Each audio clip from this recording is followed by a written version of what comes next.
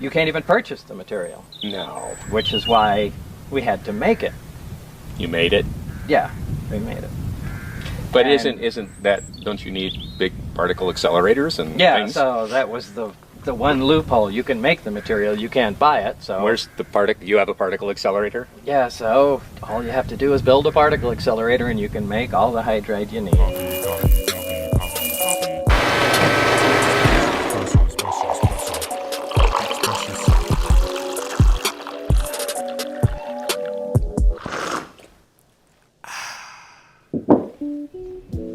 Bob Lazar is known for his cool gig in reverse engineering. Redacted.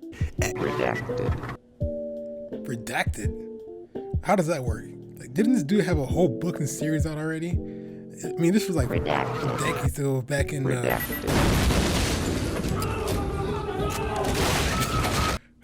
Alright, fine. If that's how you want to do this, let's go. In the time of Fox body Mustangs, Porsche 911 SCs, and C3 Corvettes, wink wink, located in the same city where the original Fast and the Furious was shot, Bob had a job at wait, hold up. Alright, fine, if that's how you want to do this, S.H.I.E.L.D.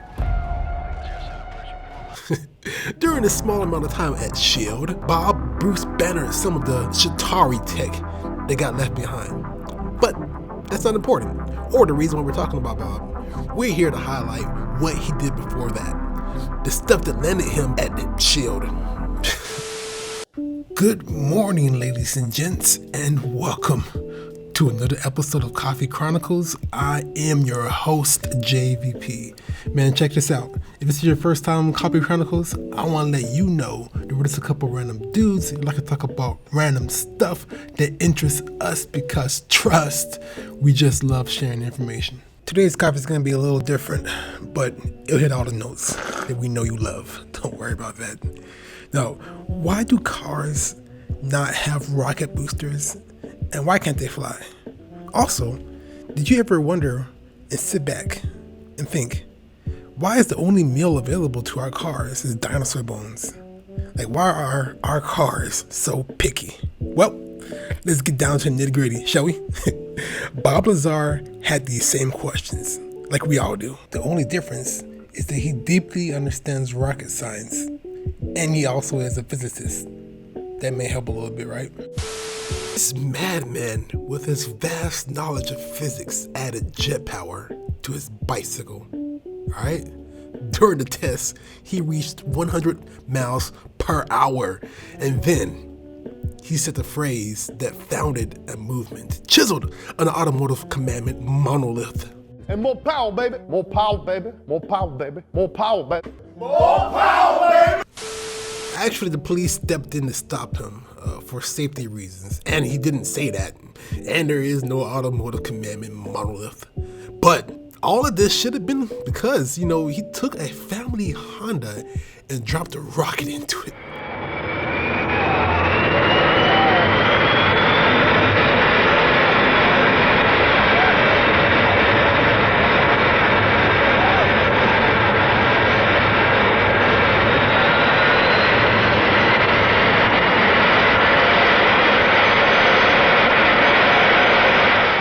And in Bob Lazar fashion, it reached over 200 miles per.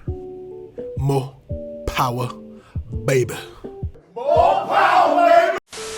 Tested at a dry lake bed near the city where the original Fast and the Furious was shot. The standard gasoline engine still worked and was used to get the car going about 90 miles per hour. The engine was then put into neutral, and then those jet engines, they kicked in for about 30 to 60 seconds. Unlike most jet engines, Bob's design does not need the huge, bulky compressors. This is because the fuel is already compressed, making it the most efficient jet engine available at that time. Now, if this is starting to sound familiar, you're not wrong. Remember the Tesla Roadster? No, not that one. The other one. Yeah, right there. That's electric and rocket powered. Once it comes out, it's gonna do what Tesla is known for doing, only this time it'll be done properly.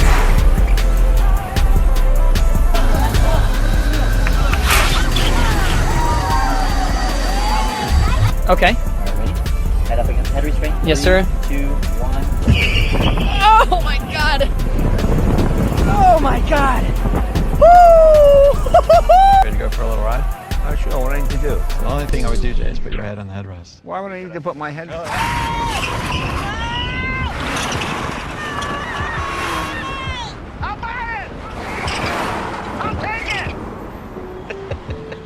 By the way, Mrs. Lazar says that she has driven Bob's Rocket Honda, and then she also put it up to the high speed of 135 miles per. Because, and this is her words by the way, I like the speed. And then she sat back, smirked, and uttered the most famous words etched into automotive history. Slight waffle at the end there. I'm just surprised they didn't say it first, as crazy as they are, the Lazars. But this leads us back to the first clip. I'm sure the importance of it now has more credibility knowing the man behind the product. That being said, it's necessary to let Bob explain this process too. So at the end of this video, I'm gonna let Bob just play through. At the end of the day, I'm hoping that we see a push more towards other power sources other than electric and gas, because right now it's kind of sad that, again, this is all we have, even though back in 1980s and 70s, actually this is the whole 1900s, we I guess had such a push, and now we're getting more stagnant because of politics. So hey, this has been Coffee Chronicles with your host JVP, and we out. Peace. All right, so you found a way to store a lot more hydrogen in hydride. The equivalent of a full tank of gas. You want to fill up your car. How much hydride do you need? Well, I'll show you.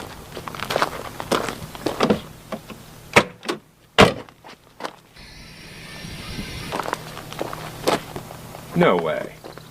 Yeah, that's the volume it takes to store enough hydrogen to propel this car close to 400 miles. Just about what it gets running on a full tank of gas.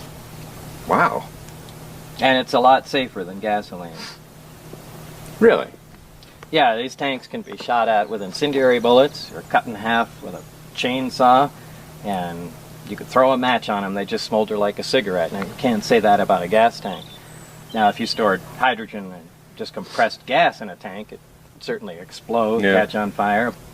Here, only the hydrogen that you need is released from the tank. When the tank's heated, it produces hydrogen and the car burns it. So there's never much gaseous hydrogen in the system at any given time. Wow. So these are the fuel lines? No, what are these? These are the... This provides power to the heater in the tank and also reads back the temperature of the tank. Why is that important? Well, when you apply heat to hydride, it releases hydrogen. So as power is applied to here, it heats the hydride, right, and then the gas comes out the big hoses on the end. Now you have 4 hoses. Do they all mix into one big hose or something? Because you can only get hydrogen out of hydride at a certain rate with a certain temperature. And a single tank, you can't get it out at the volume you need. So you really just split it into 4 smaller units, heat them separately, and it works just fine. Okay. Now behind me, Bob is getting ready to blow something up. Bob is blowing up water. Well, okay, he's not blowing up water because, as he said, to say you're powering your car on water is the same thing as saying if you're running your car on gasoline, you're powering your car on dinosaurs, and we know that's not the case. This is what? This is a Hoffman apparatus. And it's used to produce hydrogen and oxygen from water. For fun, just because it's cool. Well, if you just have it used for hydrogen and oxygen or for demonstration purposes, it works just perfect. All you got to do is fill it with water. That's just regular water, right? Well, actually, water with a little citric acid, potassium hydroxide, anything like that. The more conductive you make the water, the faster hydrogen will come out. And each one of these sides is supposed to be hydrogen and oxygen? Right. One will be hydrogen will bubble up out of one, and oxygen will bubble up out of the other. Remember, water is H2O. Right. So when we break the bond of water apart, we'll get twice as much hydrogen gas as we do oxygen. Oh, so what happens to the water? It just goes away. Right. It gets converted into... So each one of these tubes, the water just goes down, but what's left is the gas? Right. And there'll be more on this side? Yes. And that's the hydrogen side. Exactly. And that's the negative. Oh, so it matters which way you hook these up. So you got to hook up positive to what is... The positive is going to make... Positive will make the oxygen, and the negative will make the hydrogen. Okay. So we've just connected it there. Right. And just by turning it on, you can see bubbles start pouring up out of there. It's 7-Up. Kinda. So those bubbles are, well, they're not the same. So these are hydrogen bubbles and those are oxygen bubbles. Right. And this is wider. There's more of them. Right. You can see it's really... Why is there more? Oh, H2. Right. There's twice as much. Hey, that actually makes sense. So I'll close it off so it saves, Right. seals the gas in, and then you'll see it'll start filling up. Oh, we don't have to go away overnight if this will do it while we're watching? Yeah, it'll be relatively quick. And what we'll do is take a little sample of the hydrogen gas and light it. Right. And you can see that. What are these? You just have electrical current going to a piece of foil? Well, it's a piece of platinum foil, and the reason you need platinum in there is because it's very corrosive to a metal for electrolysis to occur. I mean, it's really ripping the atoms of the metal apart, but platinum is highly resistant to corrosion. Now, this is a slow method. Right. And, you know, it consumes a fair amount of electricity. Now, if the electricity is being produced from solar panels or a wind generator, it doesn't cost you anything, so who cares? But still, you don't want to wait, hours and hours and hours and hours to refill a vehicle. You want something that can produce hydrogen at a fairly quick rate. So let's go ahead and extract some of this. Okay.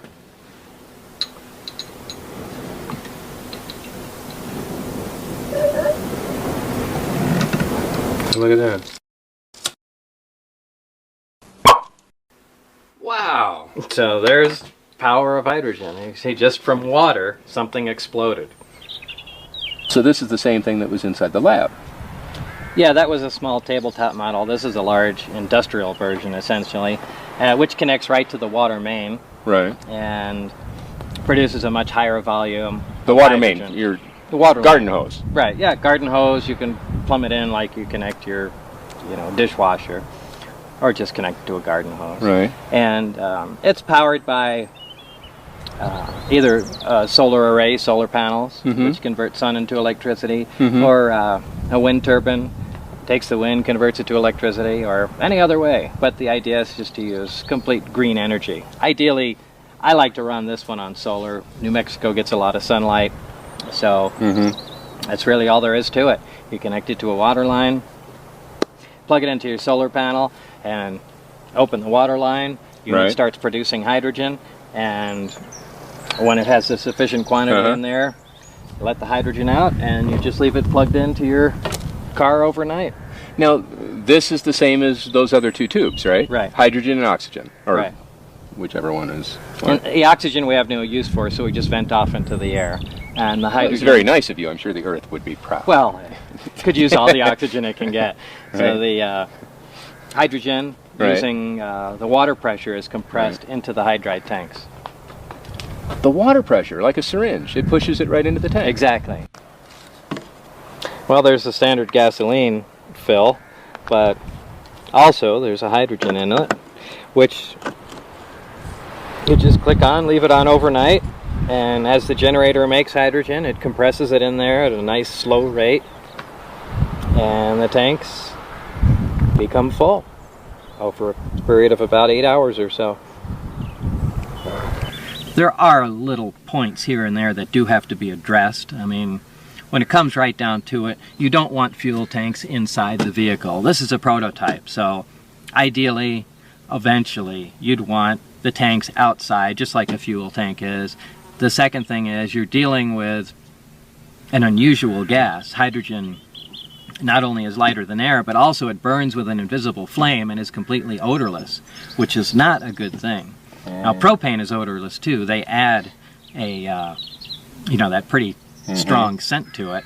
And you can't really do that with hydrogen, because if you add any kind of chemical to it, the hydride has a problem storing it. It can poison the hydride and lose its ability to hold hydrogen. So that's something that needs to be addressed. If you have a hydrogen leak and somehow the gas is getting in the car, you'd never know. And it could accumulate in the car. You go to light a cigarette, there could be an explosion in a case like that. So you need things like a hydrogen gas detector, so it'll let you know if there is a hydrogen leak. But I mean, it's still an extremely safe system. Why can't everybody do this? I mean, gas is going on $5 a gallon. Right. It's terrible. The whole country's falling apart. We're killing people all over the world for oil. And this, you're driving a car on this, and you can do it, and you can convert any other car. Yeah, unless I'm sure there are cars that have some technical problems. But yeah, essentially, any car can be converted. The whole problem to it is the material in the hydride. The hydride itself, one of the main components of it, is classified as a weapon material, and it can only be used in thermonuclear weapons. And because, even though it's not a dangerous material, explosive, or anything by itself, just because it's used within those nuclear weapons that are obviously secret, and the components thereof, but because it's used in those, it can't be used for any other civilian purposes. So you can't even purchase the material. No. Which is why we had to make it. You made it? Yeah, we made it. But isn't that, don't you need big particle accelerators and things? So that was the one loophole. You can make the material, you can't buy it. So where's the particle? You have a particle accelerator? Yeah, so all you have to do is build a particle accelerator and you can make all the hydride you need.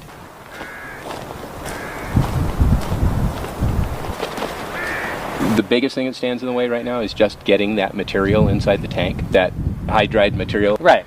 And the reason you can't is because it's a weapon material. But there's nothing dangerous about it. No, it's it just won't used blow in up. a weapon. Right. Well, beryllium's used in a weapon too. It's like, basically, this whole thing boils down to how you store the hydrogen. So we found a metal. We have a material that we can store the hydrogen in.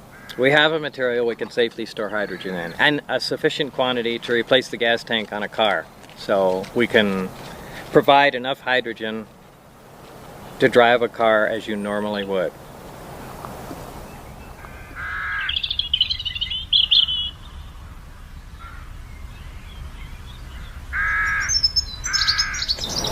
Use green energy to make the hydrogen, either solar or wind power.